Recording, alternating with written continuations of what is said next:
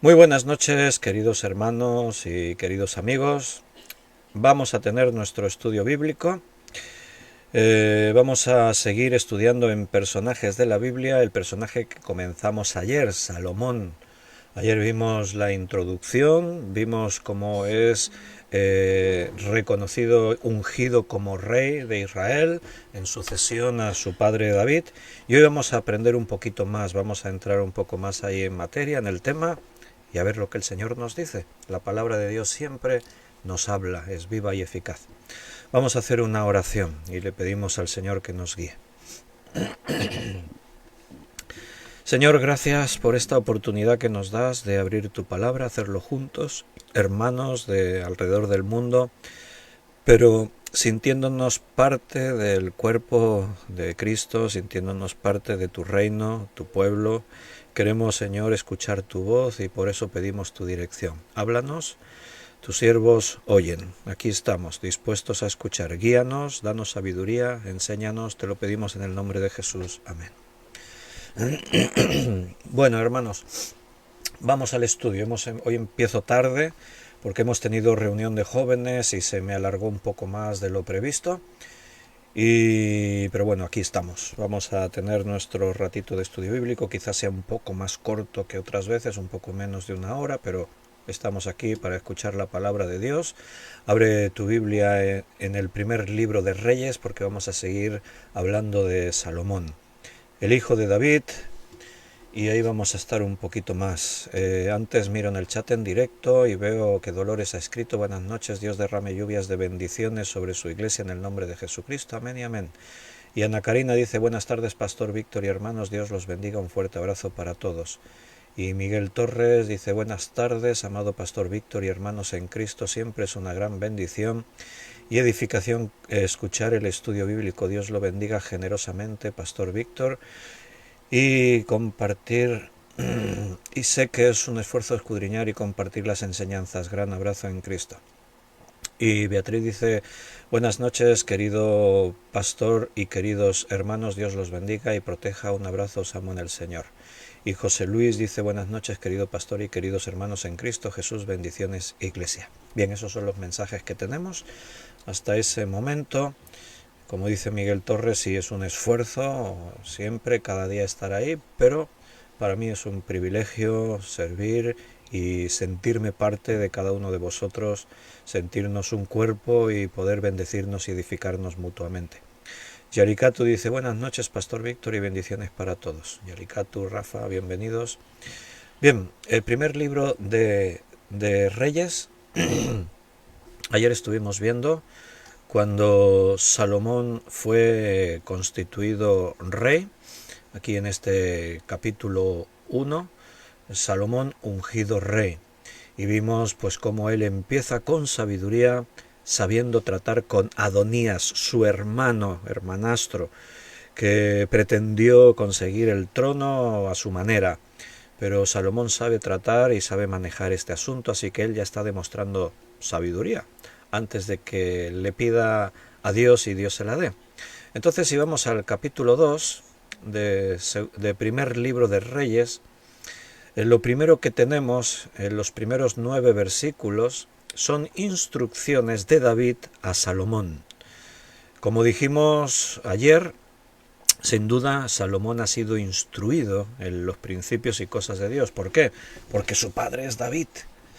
¿Qué quiere decir eso? Padres que me estáis escuchando, sois responsables sobre vuestros hijos, no solo para transmitirles una educación secular según los principios de la educación del mundo, sino nosotros como padres cristianos sabemos la responsabilidad que tenemos de transmitirles a nuestros hijos la fe, la enseñanza, el conocer a Dios.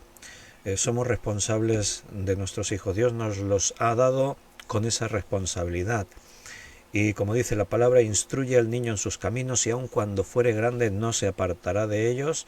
Así que tenemos la responsabilidad de explicarle a nuestros hijos, y no solo palabras, sino con nuestro testimonio. Mira, el mayor testimonio que tú das es en tu propia casa. En el mundo puedes aparentar algo, en la iglesia podemos aparentar. Vamos a la iglesia un rato y allí te puedes comportar como un cristiano. Pero quien te conoce más son los que conviven contigo cada día. Y te ven cuando todo va genial y te ven cuando las cosas están estresadas y mal y cómo reaccionas y cuál es tu actitud y cómo hablas y lo que tú transmites en tu propia casa tiene una trascendencia e importancia. Por eso, hermanos, tenemos que siempre nunca perder de vista estas cuestiones en nuestra vida. David, hijo de Salomón, va a recibir instrucciones de David, su padre. David está a punto de morir. En este mismo capítulo 2 se nos dice ahí un poquito más adelante, muerte de David. Y antes de morir, él le quiere decir las últimas instrucciones para su hijo. Guarda los preceptos de Jehová tu Dios, anda en sus caminos. Estoy leyendo el versículo 3, ¿vale? Instrucciones de un padre a un hijo, pero no un padre cualquiera, no un hijo cualquiera. Son siervos de Dios. David es un hombre conforme al corazón de Dios, con sus aciertos y con sus errores. Vamos a leer desde el versículo 1. Llegaron los días en que David había de morir, y ordenó a Salomón su hijo diciendo: Yo sigo el camino de todos en la tierra, esfuérzate y sé hombre. Fíjate cómo empieza, David. ¿Qué quiere decir yo sigo el camino de todos en la tierra? Me llegó mi tiempo, voy a morir. Todos en la tierra siguen el mismo camino. Ninguno vamos a vivir para siempre. Antes o después todos nos vamos de aquí.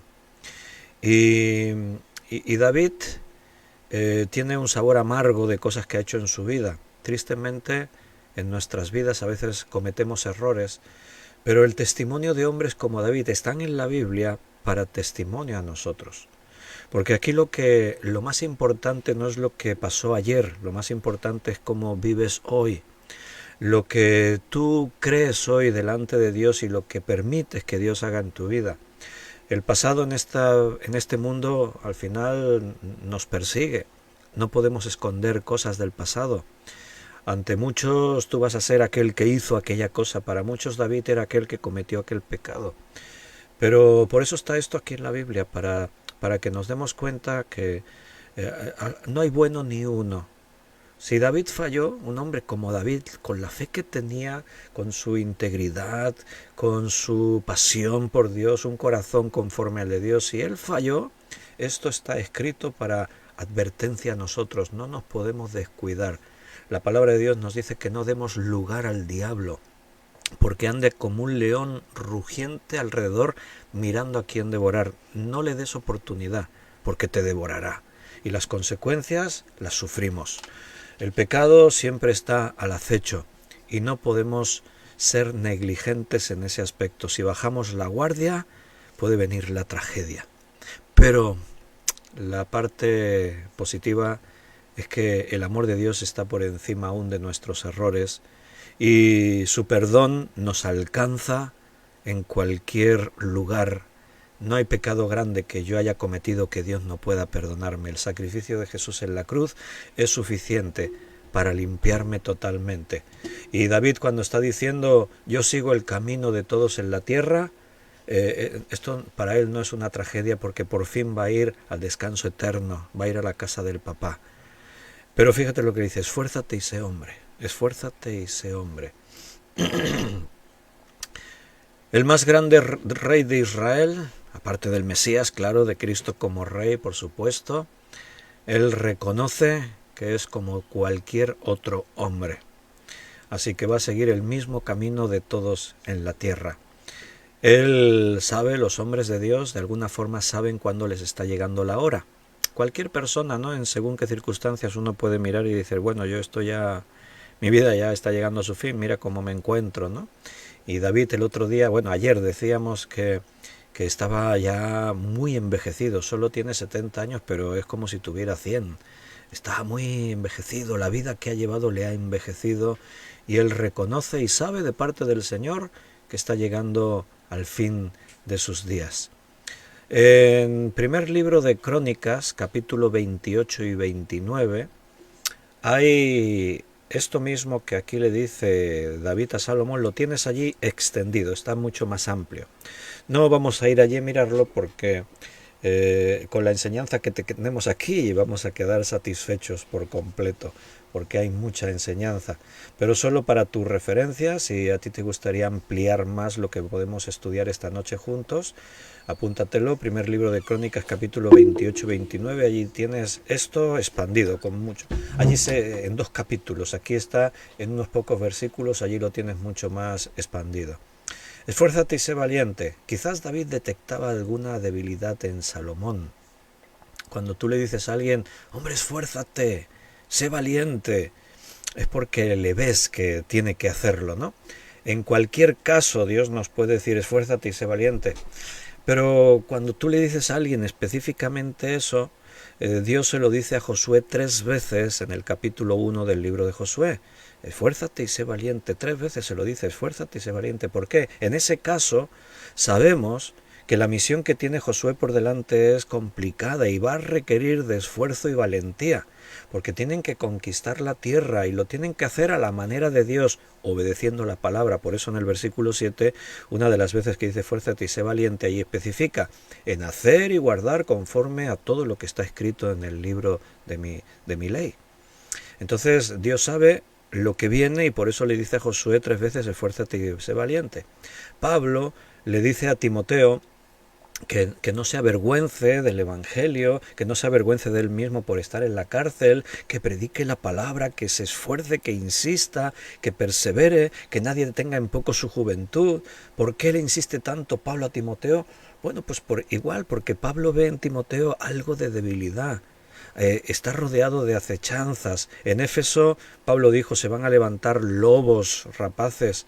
Desde en medio de los propios cristianos se van a levantar falsos maestros. Van a tratar de confundir y arrastrar al rebaño en la mentira. Y por eso a Timoteo le tiene que decir.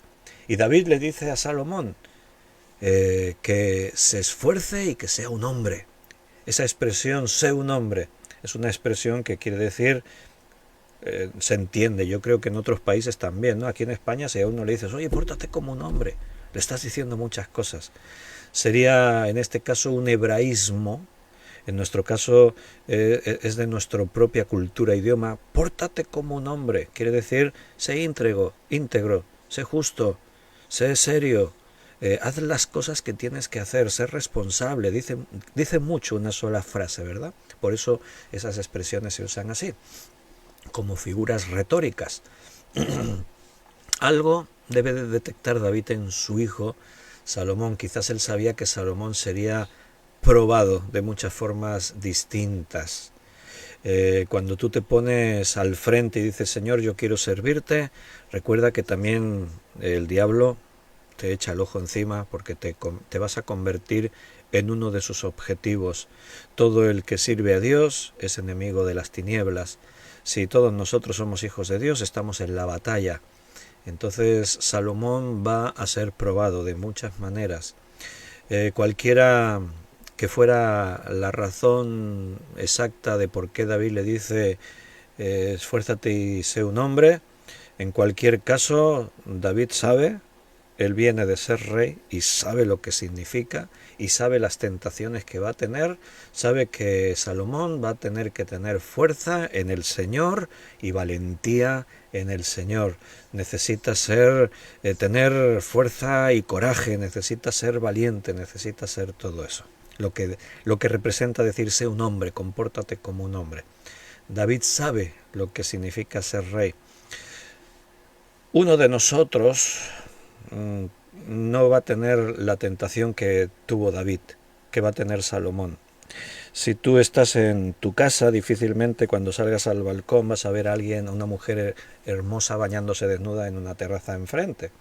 Porque para empezar ya no tienes un palacio y no estás ahí por encima de las demás casas, y menos pues vas a poder mandar y decirle, oye, siervo, sí, y me traes a esa mujer para acá. No. O sea, cada uno en su posición tiene unas tentaciones o tiene otras. Por eso decimos a veces que el que quiere tener mucho dinero no se da cuenta de que un cristiano con mucho dinero va a tener muchas más tentaciones que aquel que tiene poco dinero. ¿Por qué crees que a veces Dios no te da riquezas en este mundo, porque Dios no quiere que seas tentado más de lo que puedas resistir o soportar. Así la palabra nos enseña. Entonces, estas palabras de David están de alguna forma mostrando esa sensación de que Salomón va a enfrentar grandes retos.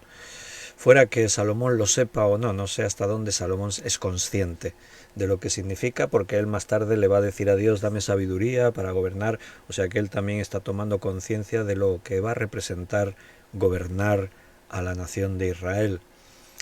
La misma expresión fue utilizada por los filisteos en primer libro de Samuel 4:9, mientras se animaban al uno al otro en su batalla en contra de lo que asumían eran situaciones insalvables. Allí dijeron los filisteos, esforzaos, oh filisteos, y sed hombres, para que no sirváis a los hebreos, como ellos os han servido a vosotros, sed hombres y pelead. Es una expresión común en esa época, así como nosotros la podemos utilizar. Era una expresión reclamando que no te conformes ahí, que no te descuides, que te levantes, que pelees y que luches, que seas justo, que estés alerta, todo lo que implica decir, sé un hombre. Guarda los preceptos de Jehová tu Dios. Eso es lo primero que le dice, y eso es muy interesante. Y que lo diga David más. Guarda los mandamientos de Jehová tu Dios. David también sabía que Salomón podría ser muy fuerte y muy valiente, pero necesitaba ser esforzado en una cosa principal, en obedecer los mandamientos de Dios. Salomón va a prosperar en todo lo que haga. Se va a convertir en el hombre más rico, más poderoso, más famoso, más sabio. Y para tener tanto poder necesitas estar respaldado. ¿Con qué? Con la palabra de Dios. Mira, cuando uno es usado muy a lo grande, como antes hemos dicho, vas a ser tentado en cosas que no serías tentado si estuvieras en lo muy poco. La vanagloria, el creerte, mira qué importante que soy. Cuando tienes riquezas quieres tener más. La influencia que tienes y el poder que tienes. ¿Recordáis cuántas esposas tuvo Salomón? ¿Quién lo recuerda? ¿Cuántas esposas tuvo Salomón?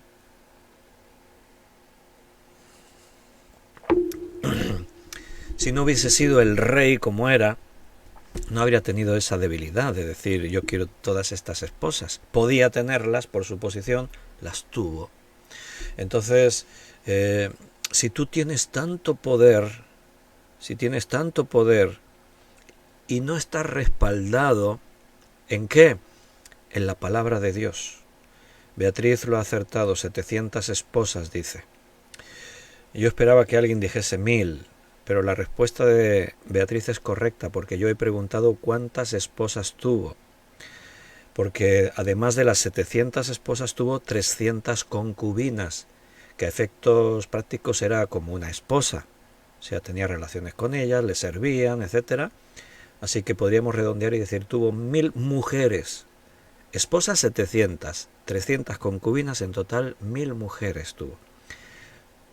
¿Para qué quería tantas mujeres? Ahí hay vanagloria, ahí hay pecado, ahí hay debilidades. Y todo esto, como veremos más adelante, porque vamos a estar viendo su vida, ya veremos que esto va a ser uno de los principales problemas que él va a tener. Las esposas que tuvo en relación con los dioses a los que ellas adoraban, todo esto le va a traer muchos problemas. Cuando tú desobedeces a Dios en algo que a lo mejor no le das mucha importancia, después vienen las cosas más graves. Guarda los preceptos de Jehová tu Dios, andando en sus caminos. Si Dios te confía mucha responsabilidad, si vas a manejar mucho poder, dinero, fama, poder, vas a tener que estar muy lleno de la palabra de Dios para que el yo, para que el ego no te domine. Recuerda que en nosotros hay una doble naturaleza. Mientras estemos en este mundo, la fe en Dios, la fe en Jesucristo, recibir el Espíritu Santo nos garantiza la salvación. pero la batalla en la carne va a continuar toda nuestra vida. Tenemos una parte carnal y tenemos una parte espiritual. Cuando Jesús enseñaba que es necesario nacer de nuevo, el nuevo nacimiento provoca que el espíritu ahora tiene poder para controlar la carne. Ahora, Pablo dice en Romanos 8, ya no andamos según la carne, sino según el espíritu. Ahora estamos en el espíritu. Pero, por eso, ahí se nos exhorta una y otra vez a no satisfacer los deseos de la carne, a no someternos a la esclavitud que antes teníamos en nuestra carne, a desprendernos del mundo y no hacernos tesoros en el mundo. ¿Por qué? Porque la batalla continúa y es real. Aunque hayas nacido de nuevo, aunque tú eres de Dios, le perteneces a Dios, estamos en la carne. Y esa batalla tiene que estar controlada por lo espiritual. No puedes permitir que la carne tome el control.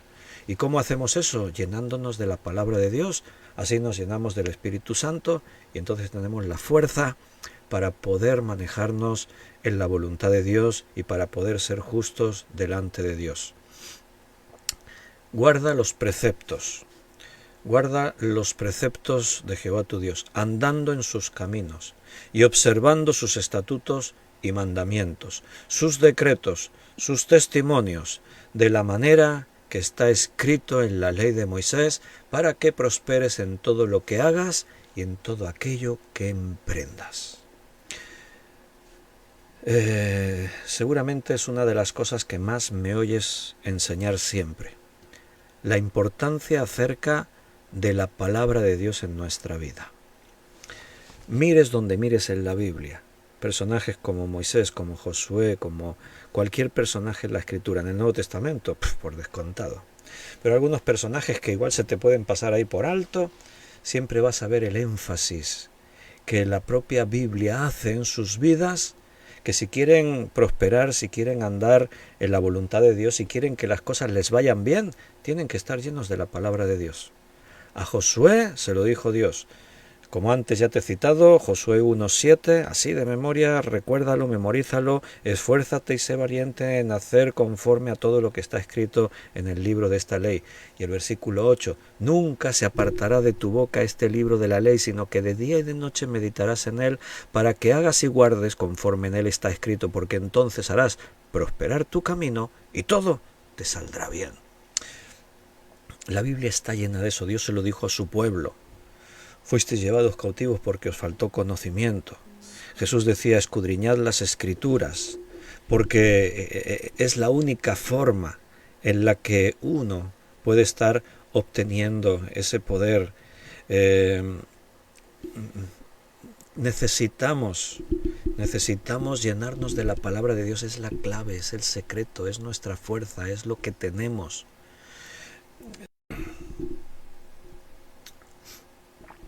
Bueno, hemos tenido un pequeño corte. Cuando veo el corte, recuerda, yo me paro de hablar y ya continúo cuando veo que se hace una reconexión. No sé por qué se corta esto a veces así, pero bueno, si lo averiguamos, debe ser cosas del internet. La palabra de Dios, clave en nuestras vidas. Guarda los preceptos de Jehová tu Dios. O sea, David le dice lo mismo a Salomón que Dios le ha dicho a Josué, que le ha dicho a todos esos personajes en la Escritura. Siempre esto es lo que determina la diferencia. ¿Estás lleno de la palabra de Dios? Adelante, vas a tener éxito, vas a prosperar, todo te va a ir bien. ¿No tienes la palabra de Dios en tu vida? Bueno, ahí vas a ir tirando como puedas, vas a ir haciendo como puedas. Sabemos el secreto, hermanos, aprovechémoslo. Bueno, aquí tenemos un ejemplo. Felicidades, hermanos, que escogéis cada día por lo menos estar este ratito juntos estudiando la palabra. Cuanto más te llenes de la Biblia, la vida te va a ir mejor en todos los sentidos, en todos los aspectos. Es el énfasis más grande que la Biblia hace acerca de lo que debe ser la vida de un creyente. Así que dale gracias a Dios por su palabra. Gracias, Señor, por tu palabra que nos revela tu voluntad, los grandes misterios de todo lo que es la obra de Dios. Tenemos que llenarnos más y más cada día de la palabra. Dios nos ha llevado a esto. Estamos aquí, así cada día, Yo no me lo planeé, surgió. Es exactamente Dios nos llevó a esto. Así que sigue adelante, hermanos. No te desanimes, no bajes los brazos en ningún momento. Versículo 4. Para que confirme Jehová la palabra que me habló diciendo: si tus hijos guardaren mi camino andando delante de mí con verdad de todo su corazón y de toda su alma, jamás, dice, faltará a ti varón en el trono de Israel. O sea, Dios le prometió a David que su linaje, su descendencia, iban a prosperar, iban a continuar. Dice, nunca perderían el trono, pero había una condición. ¿Qué condición? Si tus hijos guardaren mi camino, mi palabra, para que Jehová confirme la palabra que me habló. Si tus hijos guardan mi camino, para conocer el camino de Dios tienes que conocer su palabra. La Biblia es su palabra, es su camino. Ahí está explicado todo lo que necesitamos saber. Así que esto confirma que David tiene razón en exhortar a Salomón diciéndole: obedece a la palabra, esfuérzate en la palabra, sé valiente, sé un hombre, anda en todos los caminos de Dios. ¿Cómo le insiste David a su hijo Salomón? ¿Por qué? Porque sabe que la condición del éxito está ahí. Si andan en mis caminos, serán bendecidos. Si no, a su suerte. Dios no nos obliga a estar en la bendición. Es lo que más nos conviene, pero lo tenemos que decidir nosotros. Dios promete en nuestra vida bendición y prosperidad si seguimos el camino que Él nos marca. Separados de Dios, estamos en el mundo, estamos a la suerte de nuestras equivocaciones, estamos rodeados de amenazas, pero en las manos de Dios todo obra para bien. Nunca te olvides de eso. Dios le hace esta promesa a David, siempre y cuando sus hijos caminen en obediencia. Entonces ellos van a mantener el trono de Israel. Bueno, ya sabemos lo que ocurrió. Si conocéis un poco la historia, sabéis que el hijo de Salomón se torció la cosa, el reino va a dividirse, va a ser el fin de esa prosperidad. ¿Por qué? Porque no andaron en los caminos de Dios. A pesar de que esta promesa es sorprendente, no importa lo que los asirios, lo que los egipcios, lo que los babilonios, lo que los filisteos, da igual los enemigos que tengan a vuestro alrededor y los planes que tengan y los ejércitos poderosos que usen, da igual. Aquí la condición para que vuestro reino sea próspero es si me obedecéis a mí. Es como que los enemigos ni cuentan, da igual, no importa ni Babilonia, ni Egipto, ni Asiria, ni los filisteos, nada, no importa. Da igual lo que ellos hagan, lo que digan, lo que planeen, si os intentan destruir o no. Hermanos, aplícate eso a tu vida, apliquémonos eso a nuestras vidas, porque en nuestras vidas eso pasa exactamente igual. Da igual lo que el diablo planee contra ti, no importa. Aquí lo que importa es que tú estés en las manos de Dios, que estés obedeciendo a Dios, que la voluntad de Dios esté cumpliendo en tu vida. ¿Cómo llegamos a eso? Biblia. No es un libro muerto, es la palabra viva de Dios. Es poderosa, no te olvides que Dios habló y aparecieron las cosas en la creación, su palabra poderosa. Y dijo Dios, sea la luz, y fue la luz. Dios habla y las cosas ocurren. Si esta palabra que tenemos delante es su palabra, pues imagínate el poder que tiene. La palabra de Dios nos transforma, nos cambia, nos renueva, nos limpia. La palabra de Dios es poderosísima, por eso hace tanto énfasis la propia palabra en sí misma, para que la tengamos presente y la usemos. Pero hermano, tú sabes la realidad en la iglesia de Jesús en este tiempo. Y la realidad es que tenemos descuidada la palabra de Dios. Mira a tu alrededor. Estos días en estas publicaciones que puedes ver en Facebook y en estos lugares, alguien puso ahí una fotografía doble en la que en un lado se veía, ponía concierto cristiano, y ahí estaba lleno de gente levantando las manos, todos allí, y al lado ponía reunión de estudio bíblico y había 3 o 4 personas allí. Algo se está haciendo mal. No digo que esté mal ir a un concierto de alabanza, Pero, ¿qué es lo que busca el cristiano?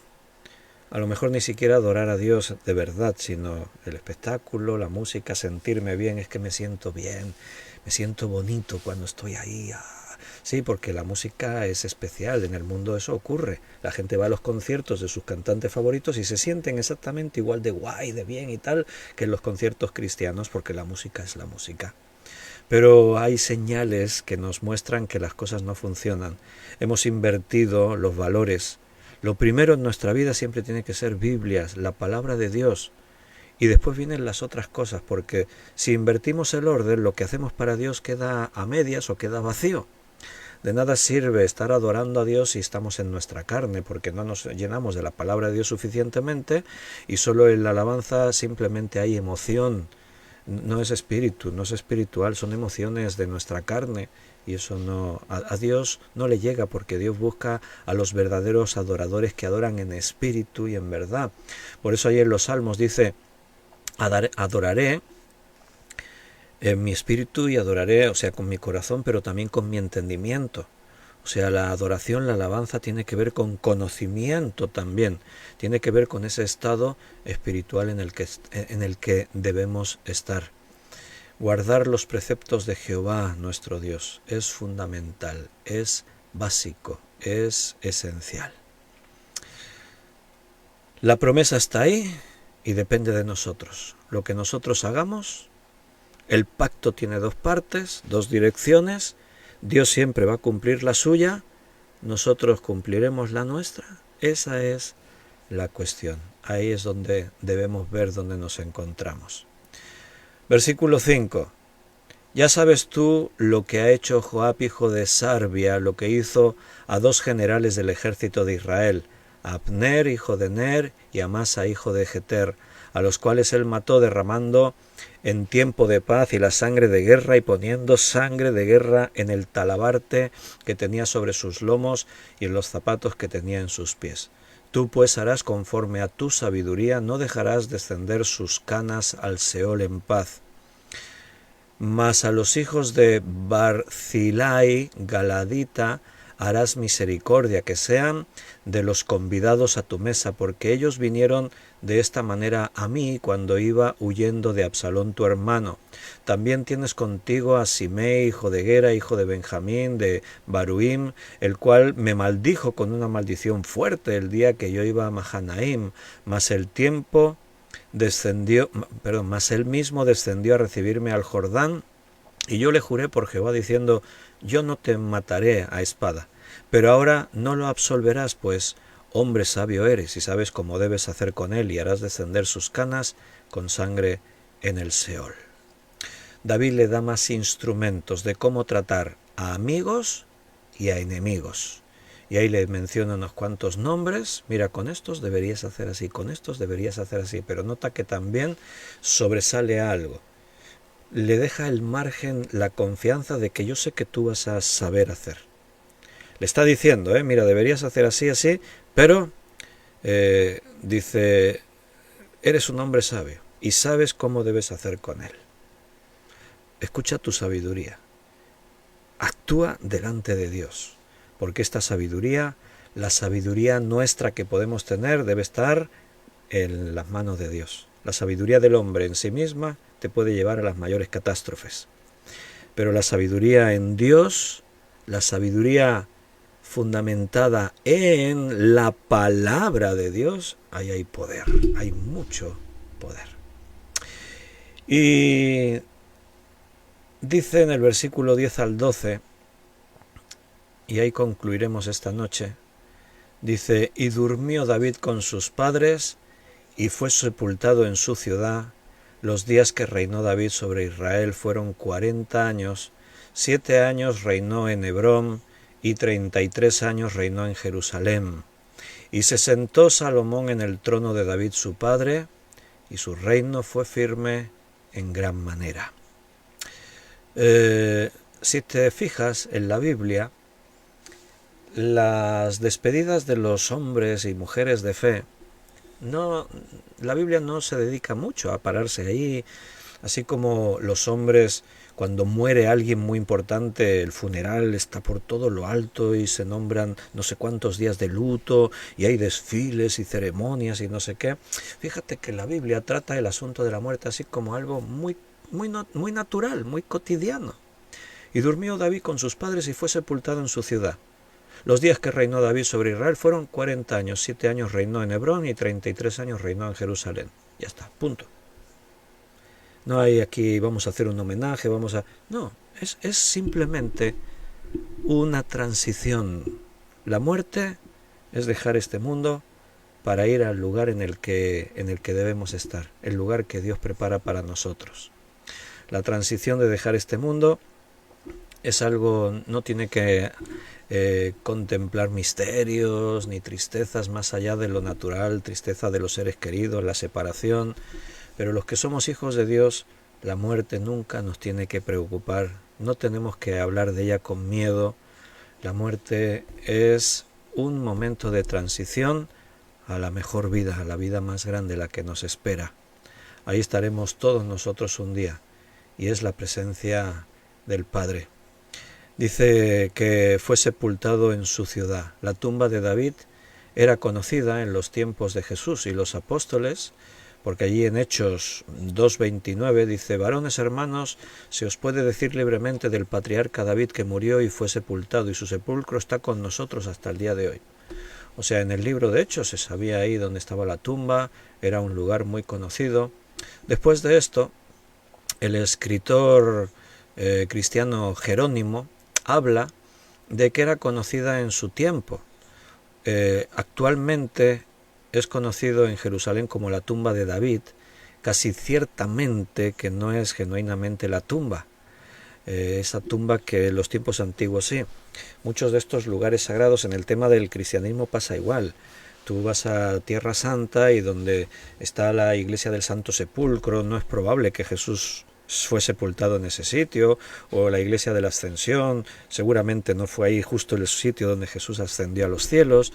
Entonces simplemente la tradición ubica geográficamente estos lugares, y la tumba de David, según los expertos, pues seguramente no se sabe dónde está. Hay un sitio que se conmemora la tumba de David, pero la mayoría de expertos coinciden en que seguramente ahí no está David enterrado.